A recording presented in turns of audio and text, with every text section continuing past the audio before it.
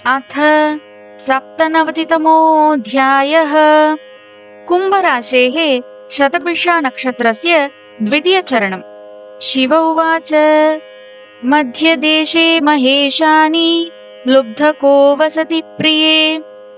मृगारी नाम विख्यातो मृगमांसेन जीवति।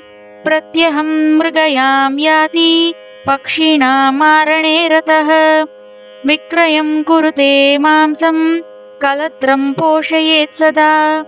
एवं वयोगतं सर्वं वृद्धे सति वरानने। मरणं तस्य वै जातं यमदूतैर्यमाज्ञया।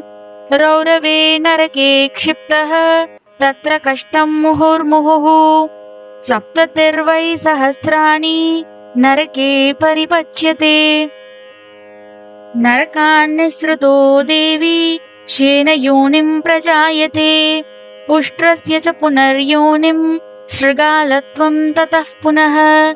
मानुषत्वं ततो जातं धनधान्येन संयुतं। पूर्वजन्मनि देवेशी पक्षिणो बहवो हता। तेन पापेन भो देवी व्याधिः सञ्छादिता तनु। मृगं हत्वा वरारोहे हतं च मृगशावकम्। एतद्दोषेण भो देवी पुत्राणां मरणं खलु। काकवन्ध्या भवे नारी कन्यका जायते सदा। वन्ध्या भवति वै नारी शान्तिं शृणु वरानने।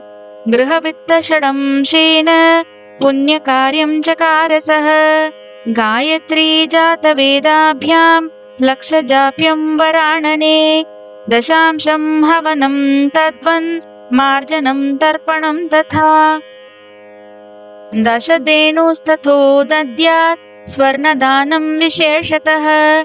हरिवंशं श्रवणं देवी व्रते च हरिवासरम्। ब्राह्मणान् भोजयामास यथाशक्त्या तु दक्षिणाम्। एवं कृते वरारोहे वंशस्तस्य भविष्यति। वन्ध्या त्वं प्रशमं याति काकवन्ध्या पुनः सुतं। मृतवत्सा सुतं लेभे चिरञ्जीविनमुत्तमम्। व्याधयः संक्षयं यान्ति ज्ञानं च लभते महत्। इति सप्तनवतितमोऽध्यायः।